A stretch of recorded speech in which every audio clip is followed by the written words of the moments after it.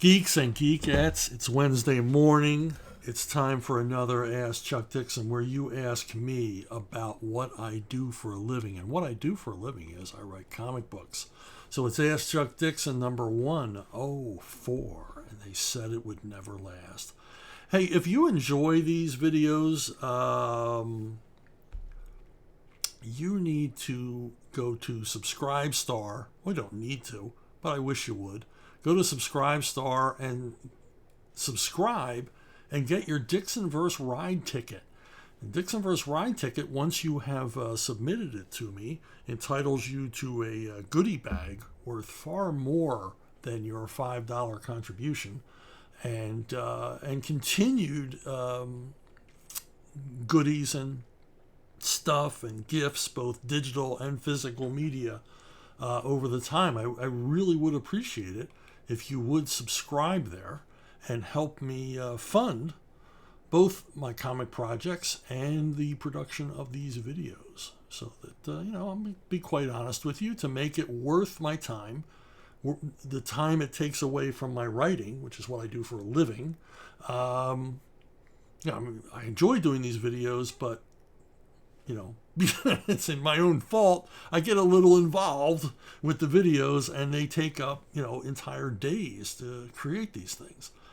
Even though I'm only on here with you for, a little less than an hour or possibly more, depends on how slowly I talk today.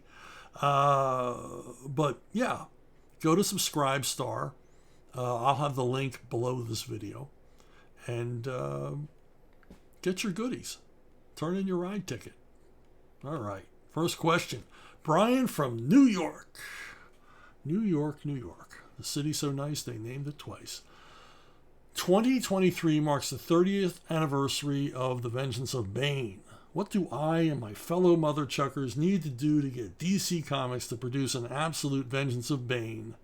Collecting VOB 1 and 2 plus extras from Graham Nolan and yourself. I don't know. Write letters, email, posts, memes. You can't visit the DC offices and talk to them about it anymore because they're not there.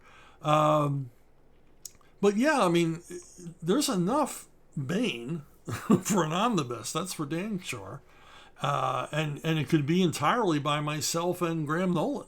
It could be it could be a Chuck and Graham show all the way, because we've produced, I don't know, 400 pages or more of Bane material, and it certainly would be willing to produce more for a special omnibus.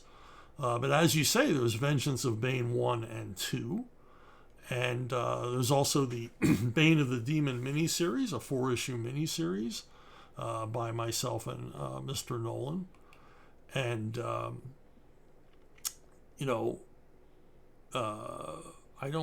I don't know if that's ever been collected or not. I've kind of lost track. And then there's also Bane Conquest, 12-issue miniseries. That's a honking big serving of Bane there to fill out an omnibus. And I think there's Graham drew an origin story written by Scott Beatty. It's like, 2 or 3 page origin recap.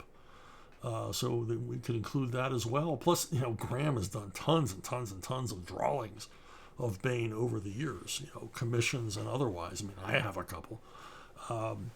So there's more than enough material. There's a wealth of material there for a big fat absolute or a big fat omnibus. And I'd sure like to see it. I think fans would as well. Bane is popular. He is beloved, as they say. Mr. Who. I'm trying to write and draw a comic, but I feel like my art isn't anatomically good. So does a comic have to be artistically good in anatomy and background? I would say yes. You've got to do... Look, I tried to be a comic book artist, and I didn't have the discipline, or the work ethic. So I became a writer, which requires its own brand of discipline. But it's my one regret in my career. And I'm happy with the way my career went, obviously. I've fulfilled an awful lot of dreams here. But I kind of wish I'd stayed in art school a little longer and improved my cartooning skills so I would be a double threat. But, I dabble, but I am by no means proficient at cartooning. But if you're going to do comics, you've got to put in the work. You've got to know anatomy. You've got, it's your instrument. You've got to tune it. You got to practice. You got to work on it. You got to do 1,000 lousy drawings before you start doing good ones.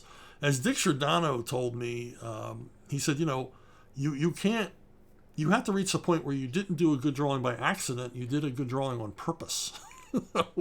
It turned out the way you meant it to turn out, and you know how to take that image in your mind and put it down on paper properly.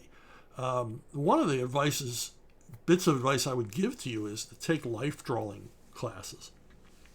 There's plenty of books on anatomy that will show you, there's Bridgman's and many others that will show you the basics of drawing the human form, but there's nothing like actually drawing a real person. And if you look around your community, I'm sure you can find life drawing classes, somewhere, at a reasonable price. And I really suggest, because you've got to know the human form from its every angle. You've got to have a complete understanding of it. Same thing for animals. If you're going to draw animals, got to understand how they work, or it's not going to be very convincing. And if it's not right, if the anatomy's off, if everything's off, it draws away from what you're trying to accomplish, which is tell a story. Same thing for, backgrounds, perspective. You've got to learn perspective.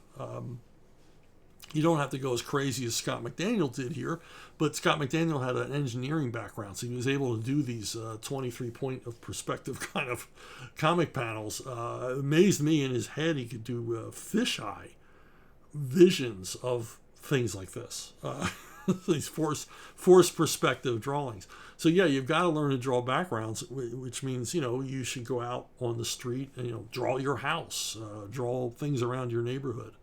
It's the other important thing for comics is that you're going to have to draw a lot of things you don't want to draw. It's not all superheroes and spaceships. You're going to have to learn to draw all kinds of things. Marvel used to have a 7-page vision story that they would hand to prospective artists. People would show up and go, I want to draw Marvel Comics. And they go, well, do this story as a sample and bring it back to us.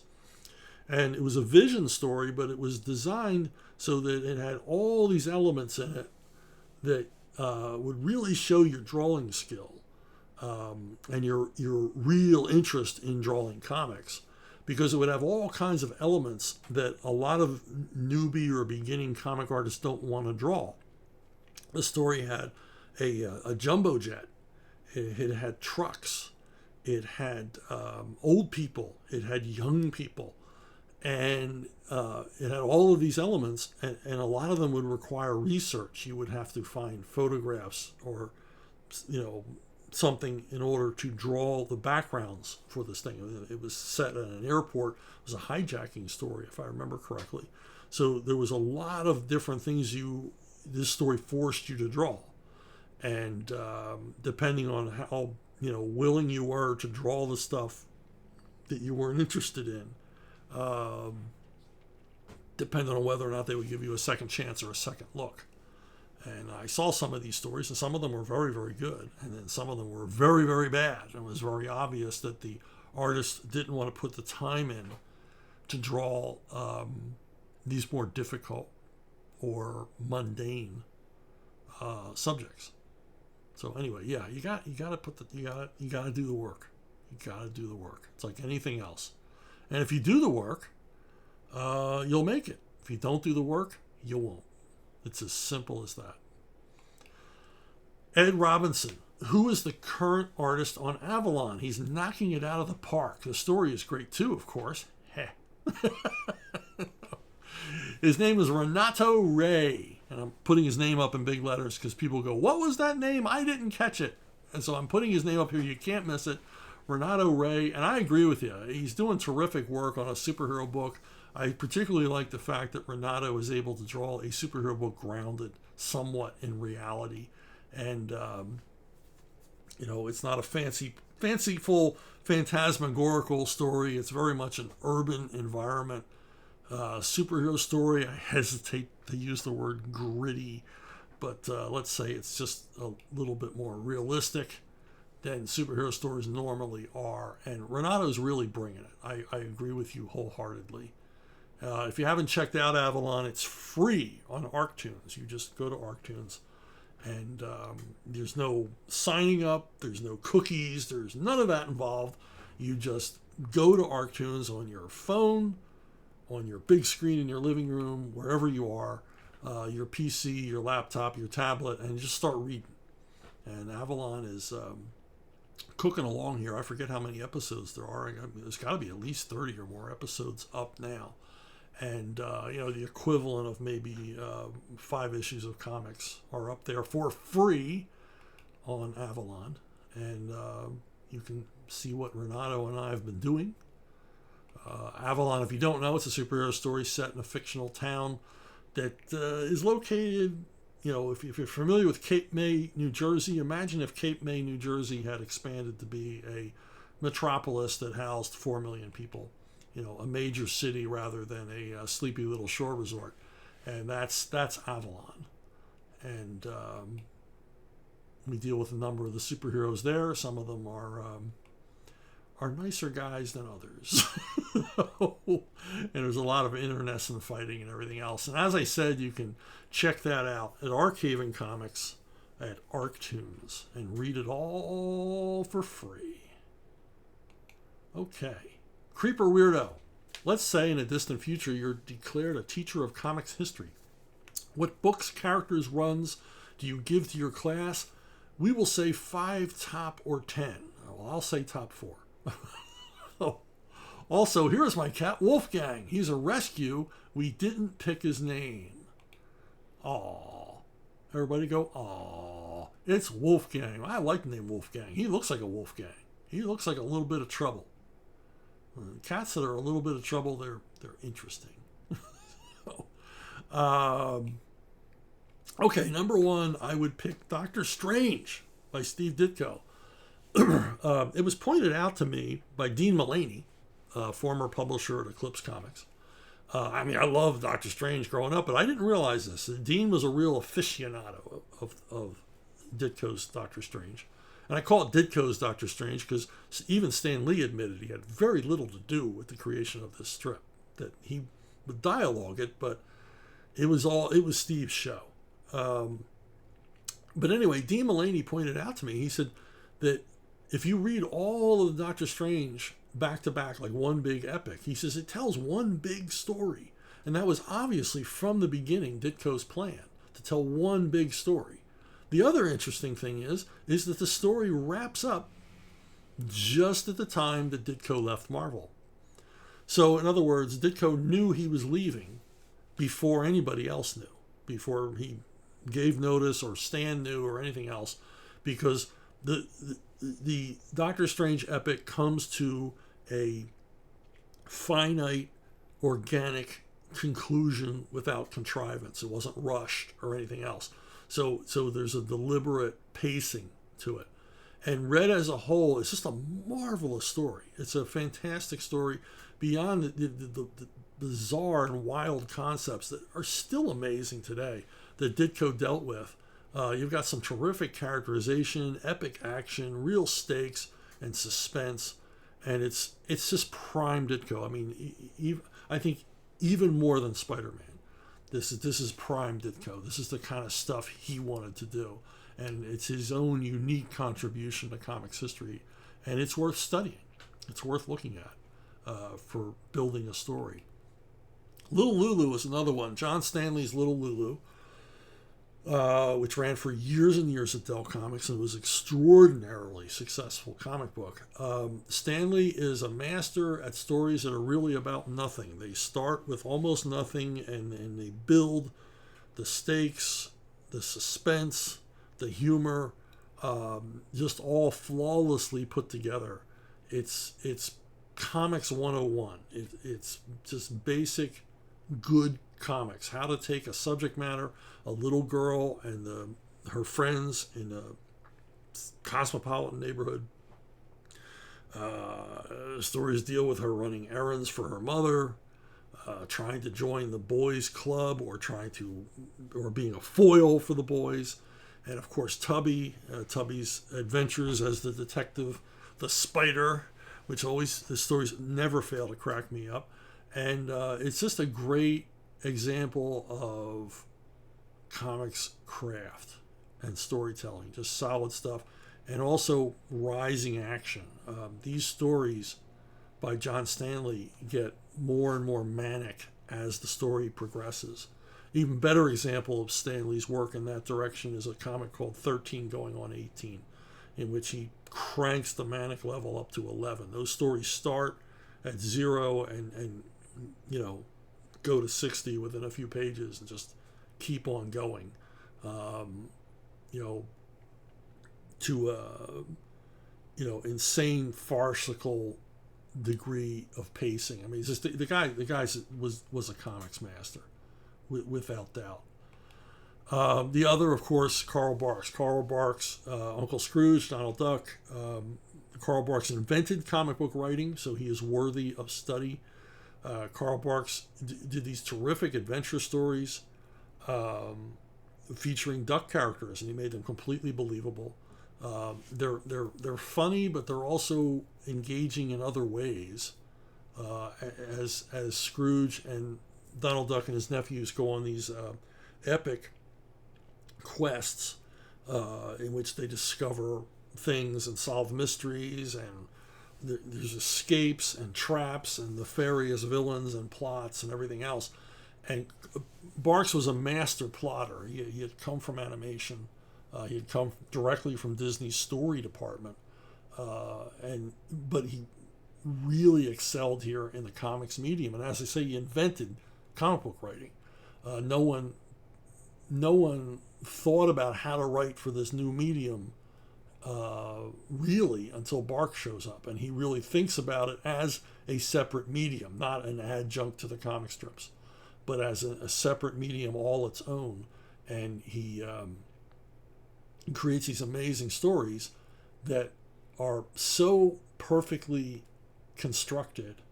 One of the things that Barks was able to do that is a true talent is he would do terrific setups that you didn't realize were setups. They were subtle little references or subtle little bits of business at the beginning of the story that would later in the story be very important to the resolution of the story or used for humor.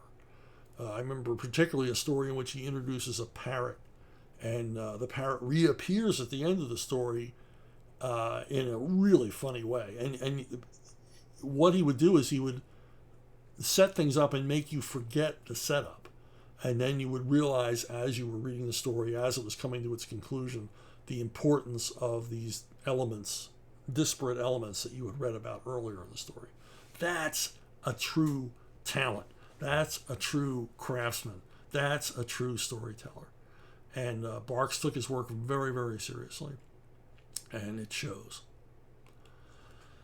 Another one, Harvey Kurtzman's war comics at EC. Frontline Combat and Two-Fisted Tales. And I include them not only because Kurtzman, he wrote a lot of these stories, or he wrote all these stories until John Severin took over Two-Fisted Tales, and he drew some of them.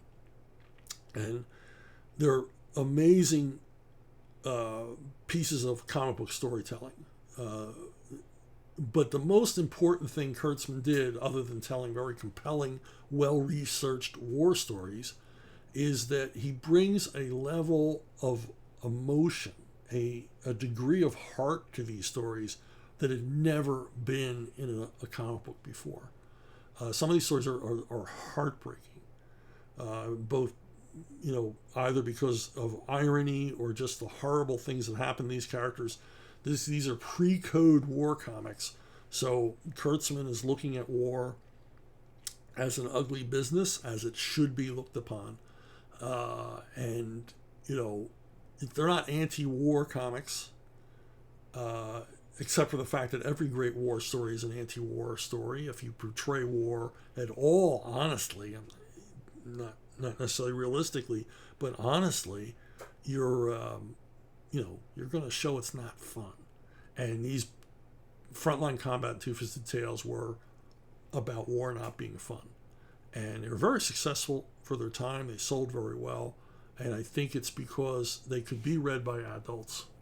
There was a lot of thought put into these things. But for me, the main reason you would want to show this to students of comics is the degree of emotion, the depth that Kurtzman was able to bring to these characters within 8 pages or 6-page stories. It's quite amazing. Plus the storytelling is probably some of the most cinematic ever done in comics. They're just stories are like salted peanuts. I mean, start reading them, you can't stop. Okay, Joshua Duncan, man, I'd love to see you write Namor. He's one of my favorites too. Yeah, I dig the Submariner, or the Submariner as we called him when I was a kid. Because well, what did we know? Yeah, I like Namor. I like him because he's a prick. And he's undefeatable. I mean, he just will not accept defeat. He's vain. He's arrogant.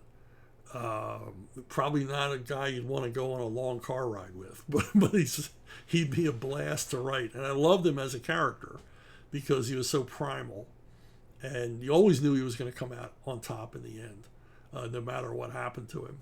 But I always dug him, and yeah, I'd love to write me some Namor. Graham Nolan and I proposed a Fantastic Four mini to Marvel years and years ago, in which Namor was a central figure, and it had a really neat high concept idea about Namor helping the Fantastic Four explore the seas of Europa, one of the moons of Jupiter that has water, has an open ocean. Well, I think it's entirely covered by ocean underneath a thick sheath of ice.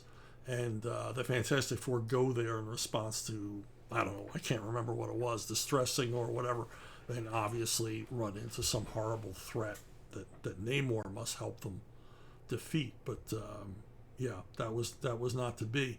I did get to write him a little bit in World's Greatest Comics magazine, that project that Eric Larson put together a few years ago. And I remember, when I found out about this project, I begged Eric. I said, please let me write an issue. And he said, well, do you like writing those stilted characters like Doom and Namor, the ones that talk, close to Shakespearean? And I'm like, yeah, I dig that. I can do that. So he gave me an issue that had both Doom, my favorite villain of all time, and Namor. Needless to say, I was in comic book heaven for 22 pages. And I think it's the first time, maybe not the first. Anyway, it was an opportunity to work with Frank Fosco, who I still work with today, who has become a good friend. Horn of the Mark. The full mask versus luchador mask on Bane is one of those make-or-break details for me. I can't get over how doofy the latter looks, but the former is very ominous. His look on the cover for the original Vengeance of Bane is very intimidating. I agree with you. I think the only time we did the mouth reveal for Bane was in some of the issues of Bane Conquest. Because we just wanted to change things up a little bit. And also we wanted the opportunity in those stories to show Bane, more of Bane's emotional range. It wasn't as important in the later issues, and we returned to the classic Bane mask. But, I think Graham did a good job of making it not look doofy. Yeah, some artists do make it look doofy, but I think Graham did an awesome job here. But I agree with you that the full face mask is intimidating. I remember, when I was working at Marvel and I did some appearances with the Marvel's official Spider-Man guy who would show up as Spider-Man. The guy was a gymnast, and he really was great. He was great with kids and everything else. But because I knew him from the staff, we would hang out, but he had to be in costume all the time. So I'm hanging out with a guy dressed as Spider-Man. And even though I knew the guy, and I knew the guy behind the mask, it was still off-putting. It was still intimidating. it was still weird to talk to someone who's all their features are entirely concealed, and I think that's part of the appeal of the Bane mask, because there's no way to know what this guy's thinking. It's you take away. I mean, I think we've all experienced this with the pandemic. Of you're talking to someone and you really have no idea beyond their eyes what's going on with them, and it's a bit spooky. So yeah, it's effective. Eric Harper. Will we ever see a version of Sword of Wood released? Novel, comic? How did this project originate? Sword of Wood is a project that I came up with when I left CrossGen, and I self-funded it, but I, basically ran out of money. I was hoping to self-fund it, do enough sample pages to interest the publisher, and go with it. Esteve Pauls, an artist from Spain, did the awesome artwork on it, and I think we did about 20 pages. And there was some interest from Hollywood, but that turned into nothing, as almost always happens. The concept is pretty elegant. It features a Crusader knight from the Third Crusade, Victor de Haxon, who tires of the fighting in the Holy Land, decides to return home with his squire Pilsen, and when they get back to the manor, Haxon's manor, he's a lord. They find that everyone's gone, and what they ultimately discover is that a vampire horde, I mean, just a horde of vampires have come through the place and either killed everyone or taken them away, adopted them into the horde, and the Haxon. This would include the Haxon's wife and children. And so he goes on a crusade of his own with Pilsen and a Benedictine monk to follow this vampire army across medieval Europe.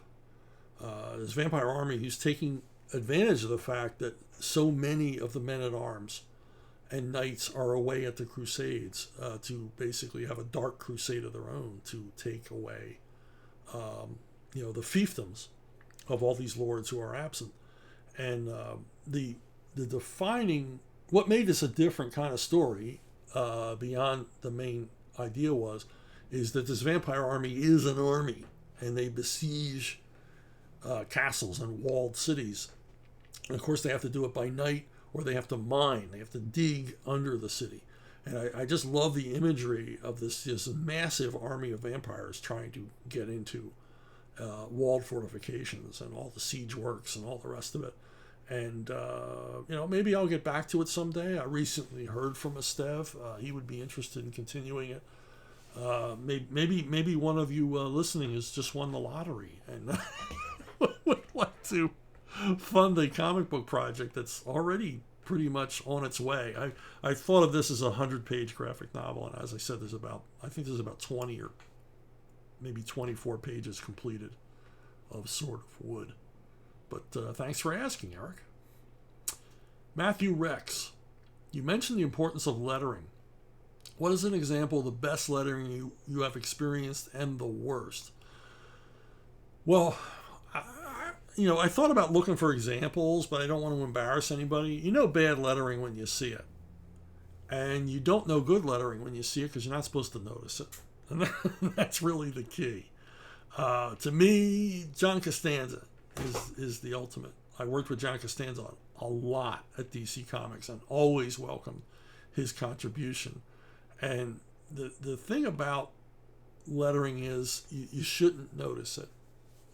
This is a satiric example, obviously, by Wally Wood, but you shouldn't notice it. And that's the best kind of lettering. That's the true craft. I also believe you shouldn't notice comic book coloring either. You should intuit it on some level that this is marvelous, wonderful stuff I'm looking at, but not start breaking it into its components. Like, oh, I like the way this guy, backlit this or double lit that.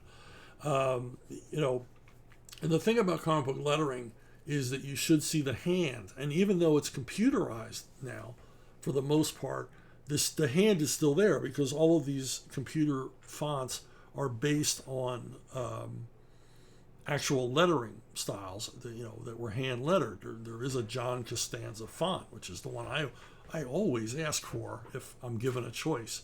I said, I want that Costanza look, because it's just, you can see the hand there. There's something immediate about it. And comics are an immediate experience. They're a raw experience, and they should all look hand done. I hate machine lettered comics or typeset lettered comics. They just don't look right. They just seem dead on the page. But as I said, the best lettering is the lettering that you don't notice, that just draws your eye from place to place. And there's so much to think about beyond the font, beyond the style. There's balloon placement, which is an art of its own. Where do you put the balloon so that it draws the eye, doesn't interfere with the artwork, and gets the job done to help tell the story? Because that's what we're all there to do. I mean, I believe in the invisible hand of writing. The artist obviously can't be invisible, but he's the star of the show. The artist, comics are an art form, not a literature form. It's a medium that's visually driven. And so the artist gets to be the star, and everybody else gets to support him in the background. It's like those, if you've ever seen a Chinese theater production, and traditional Chinese theater, and there's these characters dressed in black that you're not supposed to see. And they move scenery and make things happen on stage, but you're supposed to ignore them. The idea is we cannot see them. They are not really there. And that's, to me, is the writing, the lettering, the coloring, all the rest of it. Should be seconded to the art. And all of it should serve telling the story. Harding McFadden, Wells or Verne? Okay, I assume you mean Jules Verne and H.G. Wells, both pictured here. Jules, I've read a lot of both. And Jules Verne, obviously terrific stuff. Did he invent science fiction? I'm not sure. I mean, certainly one of the earliest science fiction authors to be successful. And what Verne started out in was he was a travel writer. And he came up with this idea to write these fanciful travel stories where the characters travel to impossible places. And that's really what his stories are. It's the characters on a quest, on a voyage of discovery or whatever, to some unusual place where Verne can imagine all of these amazing things happening and introduce all of these concepts like space travel and dinosaurs and steam elephants in one story. I've read even his most obscure stuff like Demon of Cawnpore, stuff like that. He was very prolific and very popular. And but he didn't really deal with a whole lot of heavy-duty science fiction concepts. And then we get to Wells, and then Wells all about heavy-duty science fiction and societal concepts. Time Machine, it was a mind-blowing novel when I read it as a kid, and I just loved every page of it. But it dealt with a lot of weighty subjects, and one of them is where is human society going? And of course Wells had a very bleak view of where society was going, but you can kind of see that he wasn't that far off. We do have Morlocks and Eloi, and it's not necessarily cannibalism, but we see a separation, globally, of sort of a ruling elite, more and more of a ruling elite, almost a return to feudalism, and the rest of us are supposed to be the Eloi, but some of us are more Eloi than others. And War of the Worlds, first alien invasion story that I'm aware of, just a hell of a story with a terrific conclusion. Wells was quite the thinker. He dealt with, he was familiar enough with science that this stuff all works scientifically. And Invisible Man, the dangers of dealing with science, the ramifications of dabbling in things you perhaps should not. and the side effects of trying to alter human genetics, which basically is what the Invisible Man does. And I love the idea of the lead character in the story being its villain. That might have been a new concept to fiction. I'm not, other than Dracula. I'm not sure. But I'm looking forward to a whole bunch of you going, well, there was this guy and this guy and this guy, and there was this science fiction novel written in the 1700s. Okay, fine. I'm willing to admit I don't know the whole thing, but of course Wells and Verne are looked upon as, the godfathers of science fiction, quite rightfully. And Wells moved on to things like Shape of Things to Come, in which he tried to predict what the world would be like. It's kind of scary to think that Wells thought that the world would basically be a utopia ruled by a scientific elite. We know that that's not necessarily a good idea, but he seemed to think so. Shape of Things to Come seems it seems deeply fascistic now. But there's some things in it where, there were scientists who, in the story, who wanted to promote space travel, wanted to promote advancements here and advancements there, and they were opposed not by Luddites, not by the smelly masses. They were opposed by bureaucrats who did not see it in their interest to have these scientific advancements advanced. And that is kind of analogous to the world we live in today, where we have people, quote unquote, following the science. Well, they're following the science down a rabbit hole that will not lead to anything. And there has to be some sort of a science revival or science renaissance or science reformation in the world to get us away from these kooks who think that we're going to power the world with windmills. We're going to be flying, in an electric plane someday, driven by solar power. It's, so Wells here was looking at sort of a pie in the sky utopia fantasy, but there's a little tinge of realism there as well. So Wells versus Verne, I love them both, but I got to go with Wells. Wells is the one with the most lasting effect on me, and I think the most lasting effect on science fiction overall. Kane Dorr, any tips on how writers with naturally conflict avoidant personality types go about building meaningful conflict that drives a story to completion? I'm not a fan of conflict. I don't get in fights all the time.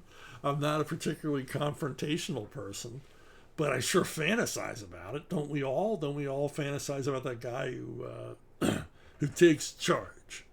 That's a part of the appeal of. I remember telling my wife one time, we were watching The Sopranos, and I said, man, there's been moments in my life I wish I was Tony Soprano. I wish I had that kind of juice, that kind of speak my mind fearlessly. I generally speak my mind, but when somebody's hassling you in public and just tear them down verbally or sarcastically, the way Tony Soprano could, and also have a mob behind me to back me up, to make people who've wronged me pay. These are power fantasies, and we all indulge in them. I don't know how, if you're a writer, you don't indulge those things. If you are so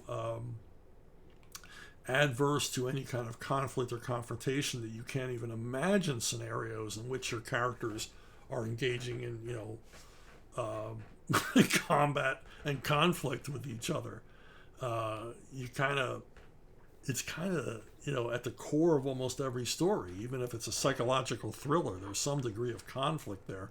There's a protagonist and an antagonist. There's adversaries and heroes and all the rest of it. There's challenges, and you kind of just, I understand your question, but I don't understand how your own personality would prevent you from writing this stuff. It's all fantasy. It's an often wish fulfillment fantasy. And as a writer myself, a genre writer, I'm not out to write the great American novel or anything else. I'm indulging my own wish fulfillment fantasies when I'm writing and hope that the readers go along for the ride. And it's genre writing, so I know that that's the trope, that's the expectation, that you're going to be, behind the hero. You're going to be cheering on the badass, or even cheering on the loser. I mean, Private Eye stories with the loser, Private Eye's getting his butt kicked. You're going to sympathize with him. You're going to understand the conflict. You're going to get into it. You're going to be engaged by it. So yeah, you kind of cowboy up and forget your own personality and figure out what it is your characters are about, and just jump in there. Just jump into the fray. So yeah, I don't mean this in a demeaning or insulting way. It's one of the most unusual questions I've ever been asked. But I like that. I like that. I hope I answered it. Judson McCraw. Which era of the Punisher is the best to start a newbie on getting into the character? Well, I don't know if there's an era or a run or whatever I would suggest, but what you need to look out for is you need to look for 4 names. You need to look for Mike Barron. You need to look for Carl Potts. You need to look for Garth Ennis. Or you need to look for me. And my name's Chuck Dixon. In case you forgot. These are the 4 names. Ignore all others because they don't get this character. These are the 4 cats who love the Punisher. They love Frank Castle for who he is, and you're going to have an earnest portrayal of Frank Castle if you start anywhere. He's such a primal character. There's really nowhere to start. We all understand the Punisher. His family got killed, and he's pissed off about it, and he's going to war on crime. I mean, it's the simplest concept you can possibly imagine, which is why I think it eludes so many writers. It's too simple for them, and they think it's simplistic, and they don't understand that it is somewhat nuanced, and that Frank Castle is a deep character. But they try to add their own nuances and depths without understanding what Frank Castle is about. But if you want, pure action, pure Punisher stuff, written by writers who understand it, then these are the 4 names you look for. Is it Sabe or Sabe? God help me out here. Overby. Should people stop caring about Marvel and DC or stay engaged in the fight against wokeness and identity politics? This is kind of a did you walk to school or carry your lunch kind of question. You can stop caring and stay engaged. It's not an either or question. DC and Marvel both have gone irrevocably woke, following whatever the latest trend is, whatever cause that we're all supposed to care about. And, they're going from weakness to weakness and shedding readers with every step of the way. I think they have largely become irrelevant to the medium. Maybe not the comic book business yet, but to the medium, they are irrelevant. And if you look at a worldwide picture, they don't matter at all. Even here domestically in the United States, manga comics crush Marvel comics and DC comics.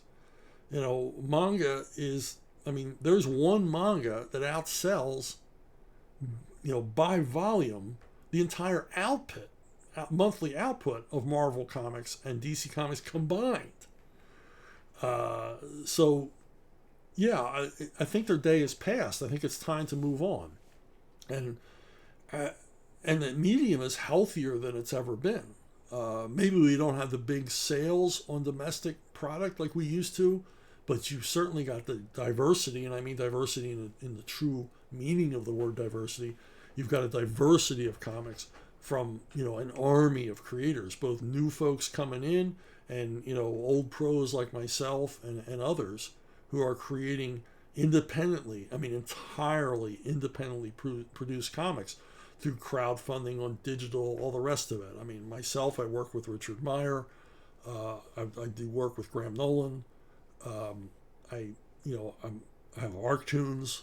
So I'm creating lots and lots of comic book material, far, far, far from the lights of Marvel Comics and DC, and it's successful. I'm reaching a readership probably not as large as in my heyday in the 90s, but nobody's reaching a readership that large who isn't from Japan. But I have a respectable following, a respectable audience, and I'm doing good without ever even thinking about Marvel Comics and DC. And I think the fight's already over, the battle's already over, and woke lost. They just won't lay down and die. they just won't admit it's over. Nobody cares about their crappy, politically driven, poorly crafted comics anymore.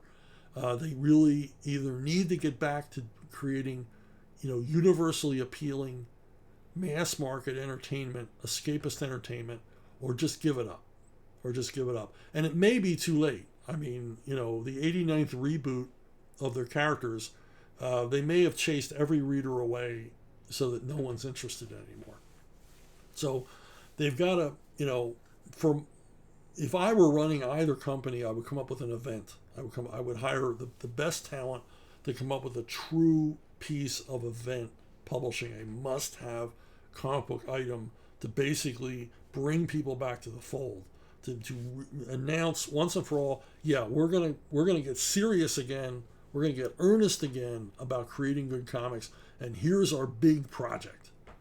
And I would if I were running Marvel or DC, I wouldn't even announce it until it was completed, because their credibility is shot.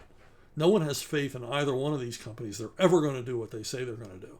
How many times has DC said they're going to return to the basics, and they never do?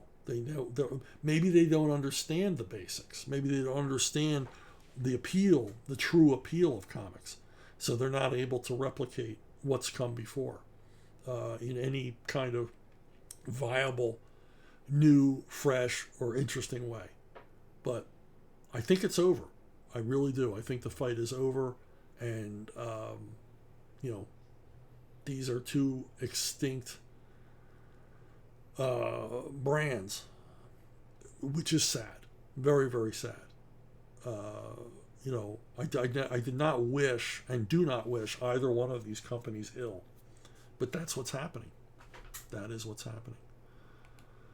Okay, if you want to contact me with comments, or maybe you're outraged by something I said, pictures of your cats, your dogs, no pictures of kids, please, that's creepy, brownie recipes, whatever it is you want to send me, make sure you send it to brunobookstore@gmail.com, brunobookstore@gmail.com. I check it constantly, and it's the most reliable, certain way that you're going to reach me, and that your question is going to be read and possibly make it here onto the big show, and you'll hear your name read out on the internet. You can tell all your friends.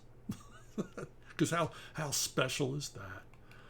Okay, Unprepped. Unprepped is a series that's, I think issue 3 is being solicited now. It's a 5-issue miniseries by myself and Scott Beatty, the team that brought you Robin Year 1 and Batgirl Year 1, and the marvelous artist Marlon Shoup. It's about a suburban family who run into a bit of trouble when the world comes to an end, or the world as they know it come to an end. And they've got to leave their cozy little suburban neighborhood before they're killed, and find their kooky neighbor who is a prepper, and they know he's living somewhere in an enclave out in the desert, and he's their last hope. And they've got to go out there and find him across a tortured landscape of societal collapse and all the rest of it. And it's a comedy, so it's a lot of laughs here in the days of apocalypse that these two families live through. So that it's from Antarctic Press. You can order it from whatever online comic service you use, or you can go to your friendly neighborhood local comic book retailer and ask them to order you a copy of Unprepped. All right, that's it for me for this week. Thanks for listening. Seriously, thanks for watching. Think about hitting on that subscribe star link in the comments. And I will see all of you, every single one of you, I hope, down the road.